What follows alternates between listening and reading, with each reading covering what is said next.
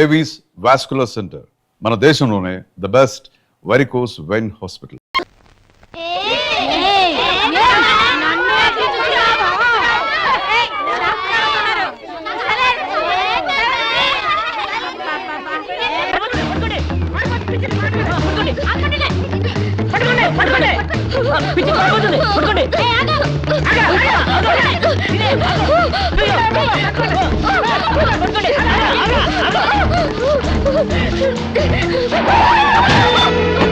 Hey, kick you, man! What happened to me, idiot? Prakash!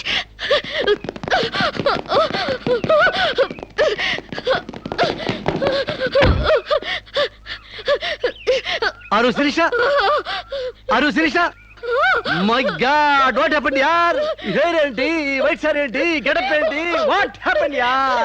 అవన్నీ తర్వాత చెప్తాను. ముందు నన్ను ఇక్కడి నుంచి తీసుకెళ్ళు ప్లీజ్. ఏయ్, ఎక్కడికి తీసుకెళ్ళేది? మర్యాదగా వస్తావా లాక్కెళ్ళమంటావా? Hey, who are you, man? Sir, me mental hospital staff sir. ఈ పిచ్చిది పారిపోతుంటేను. What? నీకు మెంటలా? నాకు ఏయ్, పిచ్చలేదు. వస్తావా? Wait, man. Sirisha? What is my name? Vijay Prakash. మనం ఎక్కడ పరిచయం అయ్యాం? ఫారెన్ లో. Yes! నేను నీకేమవుతాను? ఫ్రెండ్. ఇంత క్లియర్ గా మాడుతుంటే మెంటలంటారా? మీకు తెలియపోతే తెలియనట్టు ఉన్నాడు సార్, అంతేగాని.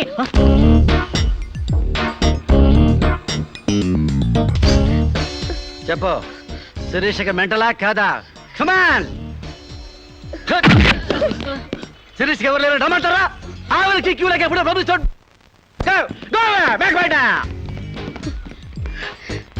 Don't worry Sirisha, I will take care of you. Please come dear.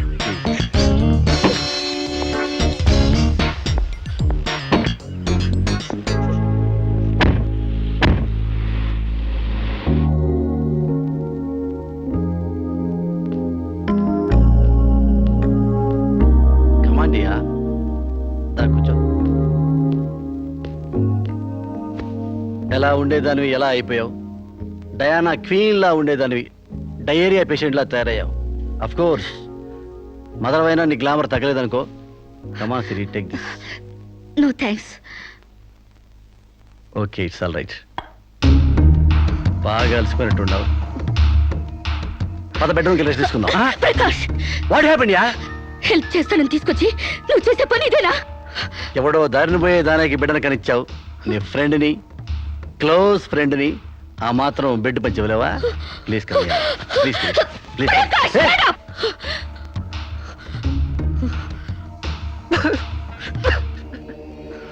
దుర్మార్గుడా, దుష్టుడా, ఒంటరిగా ఆడపిల్ల మీద చేస్తావురా? నీకు అమ్మ లేరురా, అబ్బా చెల్లి లేరురా, పురుగులు పడిపోతావురా, నాశనమైపోతావురా, అదైపోతావురా, ఇదైపోతావురా. ఇది కాదే నీ క్యారెక్టర్. పెళ్లి కాకుండానే సంసారం చేసేది ఎవరో తెలుసా? బ్రోతల్స్. పెళ్లి కాకుండానే తల్లయ్యేదెవరో తెలుసా? Brothels. You are just number 1 rating brothel.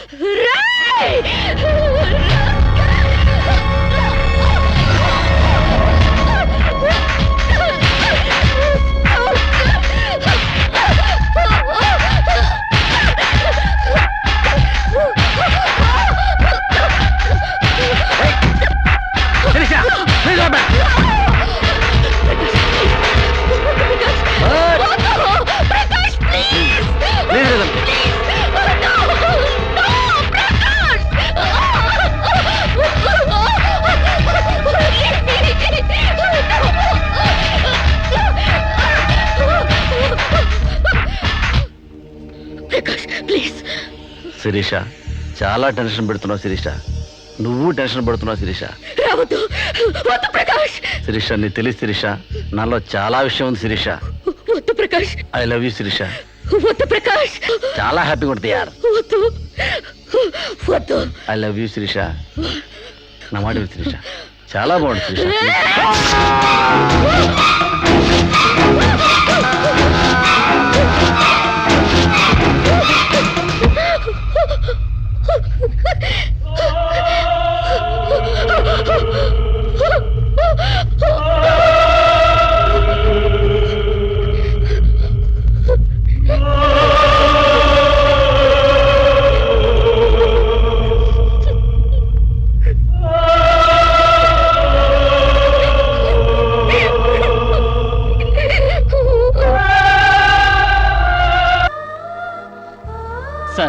ఈవిడ అన్నయ్యల దగ్గరికి వెళ్ళొచ్చాను. ఈవిడికి మాకు ఎలాంటి సంబంధం లేదని చెప్పారు సార్. దీనికోసం మనిషి అన్నవాడు ఎవడూ రాడు, కానీ కేసు రిజిస్టర్ చేసి కోర్టు తీసుకుపోదండి.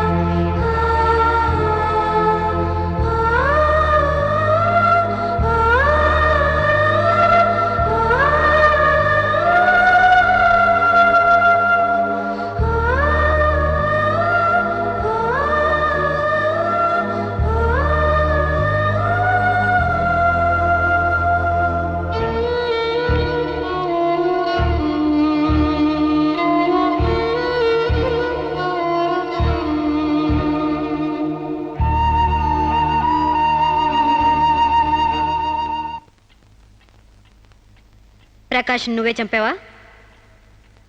సైగలు మూగ భాషలు ఇక్కడ కుదరవు, నోటితోనే చెప్పాలి. నేనే చంపాను. ఎందుకు చంపావు? చంపేనని ఒప్పుకున్నాను కదా, ఏదో సెక్షన్ కింద నన్ను చంపేయండి. ముద్దాయే శిక్ష విధించుకుంటే ఇక్కడ మేమెందుకు? సెక్షన్లు శిక్షలు నువ్వు గుర్తు చేయాల్సిన పని లేదు. అసలు నువ్వేం చేసావో చెప్పు. ఫారెన్లో నా ఫ్రెండ్ని చంపేశాను, ఇక్కడ ప్రకాశం చంపేశాను, భారతీయ సంస్కృతిని చంపేశాను, గౌరవ మర్యాదలను చంపేశాను, ఆఖరికి నా బిడ్డను కూడా చంపబోయాను. నన్ను చంపేయండి, నేను బ్రతకూడదు. బ్రతకడానికి నాకు అర్హత లేదు. అందరికీ ఒక పాఠంగా, నాకు గుణపాఠంగా నన్ను ఉరికంబ ఎక్కించండి. చంపడానికి చావడానికి వెనకాడని నీలాంటి వాళ్ళు సమాజానికే ప్రమాదకరం. అన్నల్ని వదిల్ని ఫ్రెండ్స్ని వర్కర్స్ని లెక్క చేయని నువ్వు చివరి కోర్టును కూడా పట్టించుకోవడం లేదు. నేరం ఒప్పుకుంటే శిక్ష తగ్గిస్తాం అనుకోవద్దు.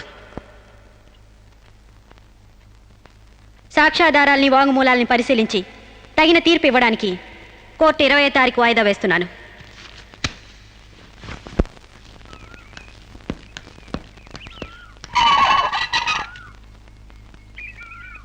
నేను జడ్జ్మెంట్ వాయిదా వేస్తున్నట్టు మీరు జర్నీని అర్జెంట్ చేస్తున్నారా?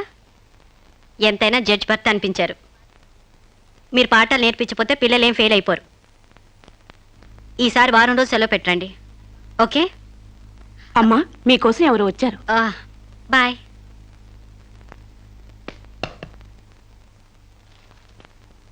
నమస్కారం అండి, నా పేరు సాంబశివరావు అండి. నువ్వు శిరీష తాలూకు మనిషివి కదూ? అవునండి. సారీ, నేను ఇంట్లో కోర్టు విషయాలు మాట్లాడను. నేను అందుకు రాలేదండి, కొన్ని సొంత విషయాలు మాట్లాడుకుందామని. సొంత విషయాలా? కొంచెం పర్సనల్ అండి. చెప్పండి. అది మన ఇద్దరి మధ్య ఉండాల్సిన పర్సనల్ అండి. మీరు కాసేపు బయట ఉండండి.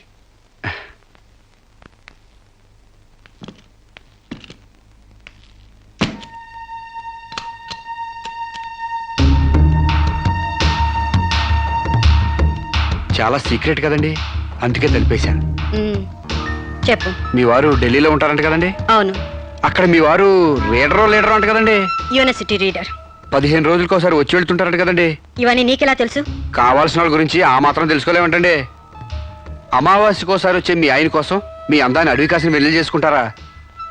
ఆ రోజు కోర్టులో మిమ్మల్ని చూడగానే నా వయసు జిగేలు మంది. మీ ఆయన ఉండరని తెలిసి నా మనసు జాలి పడింది. తేగలాగా మంచి నాజుగ్గా ఉన్నారు. ఎందుకిలా మీ అందాన్ని మగ్గబెట్టుకుంటారు? ఓ పని చేయండి, మీరు నన్ను ఉంచుకోండి, లేకపోతే నేను మిమ్మల్ని ఉంచుకుంటాను. నన్నెవరు అనుకుంటున్నారా?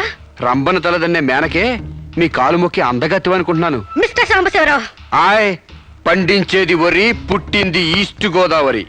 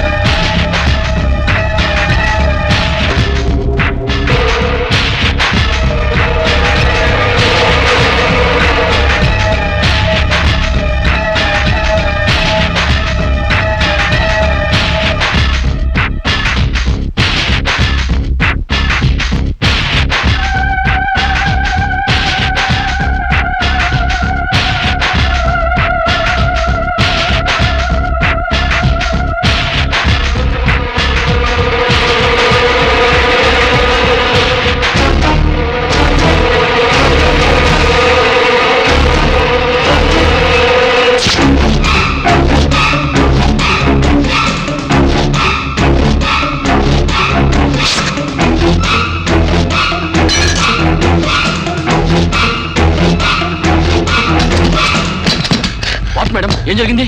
అతను చాలా ఇండిసెంట్ గా ప్రవర్తించాడు. అసలు వీడి లోపల ఎందుకు రానిచ్చారు మేడం?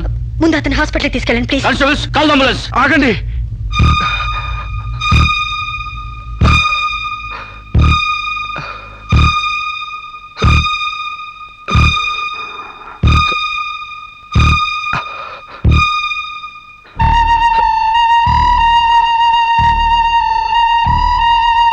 భయపడకండి అమ్మా, మీరు నాకు తల్లి లాంటి వారు. ఇదంతా నేను కావాలని చేయలేదు. శిరీష్ నిర్దోషని చెప్పడానికే చేశాను. అవునమ్మా, శిరీష్ అమాయకురాలు. నా శిరీష్కి అనుకోలేకపోయినా ఆర్తన ఉంది. మమకారాన్ని అర్థం చేసుకోలేకపోయినా మానవానికి విలువిస్తుంది. రాష్ట్రం కానీ రాష్ట్రం వెళ్ళొస్తేనే స్టైల్ పెరిగే ఈ రోజుల్లో 20 సంవత్సరాలు ఫారిన్లో ఉండొచ్చిన శిరీష్కి ఇతరుల్ని డామినేట్ చేయాలనే తప్ప వేరే ఆలోచన లేని పిచ్చిది. మీరు ఒక జడ్జి అయ్యిండు కూడా ముందు వెనక ఆలోచించకుండా రేపు చేయబోయి నన్ను కత్తితో పొడిచారు. ఎందుకు? ఆడదానికి ఇష్టం లేకపోతే స్వయానా మన్మధుడే దిగొచ్చినా అంగీకరించదమ్మా. నా శిరీష శీలం లేని ఆడదైతే ఆ రోజు వాడిని ఎందుకు చంపేది? హాయిగా వాడితోనే డేటింగ్ పెట్టుకునేది.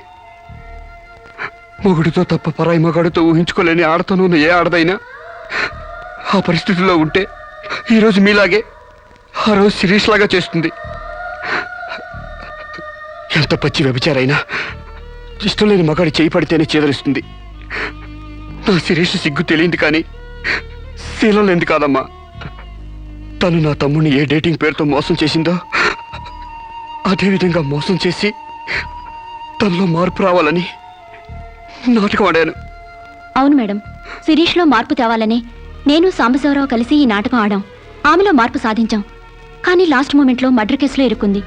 మీరు శిరీషకు కటింగ్ శిక్ష వేయబోతున్నారని తెలిసి అతను ఈ రేప్ ప్లాన్ గురించి నాతో చెప్పాడు. నీకు తెలియంది కాదు కానీ చెప్తున్నాను. రేపుకు ఉరిశిక్ష వేయాలని చట్టాల మార్పు కోసం ప్రయత్నాలు జరుగుతున్న ఈ రోజుల్లో రేపిస్ని చంపటం కనీసం చిన్న నేరం కూడా కాదని నా నమ్మకం.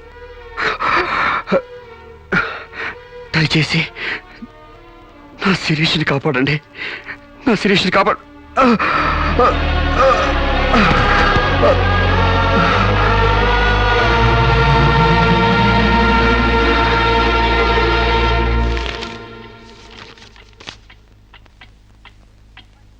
మనల్ని కుట్టినా కుట్టకపోయినా చీవని తేలిని పావుని చంపేస్తున్నాం మనకు హాని కలగకూడదని.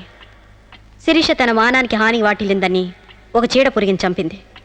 ఒక పథకం ప్రకారం ముందు వేసుకున్న ప్లాన్ ప్రకారం చంపలేదు కాబట్టి ఆ క్షణానికి ముందు హతుడు ప్రకాష్కి ముద్దాయి శిరీషకి పగలు ప్రతీకారాలు లేదు కాబట్టి ఆమె ఇంటెన్షన్గా అతన్ని గాయపరచలేదు కాబట్టి ఈ కేసుని కొట్టివేస్తున్నాను. 100 మంది దోషులు తప్పించుకున్నా ఒక నిర్దోషి కూడా శిక్ష అనుభవించకూడదు. న్యాయమూర్తి కోర్టు ద్వారానే కాదు, ఎలా తెలిసినా సాక్ష్యాలు స్వీకరించాలి. తనిస్తున్న ఏ తీర్పైనా పూర్తి నమ్మకంతో ఇవ్వాలి. ఈ 3 సూత్రాలు ఆడదానికి 3 ముళ్ళ మంగళసూత్రాల న్యాయమూర్తికి పవిత్రమైనవి. ఈ సూత్రాలపై నమ్మకంతోనే ఈ తీర్పు చెప్తున్నాను. సాక్ష్యాధారాలు పరిశీలించిన పిమ్మట శిరీష తన నేరాల్ని అంగీకరించిన నిర్దోషిగా ఆమెను విడుదల చేస్తున్నాను.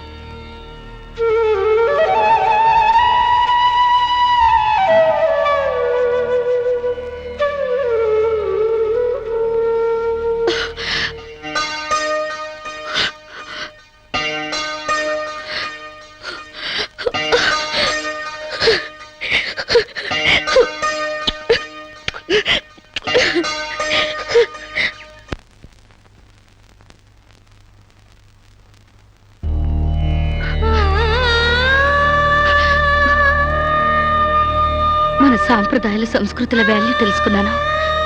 నేను మారిపోయానండి.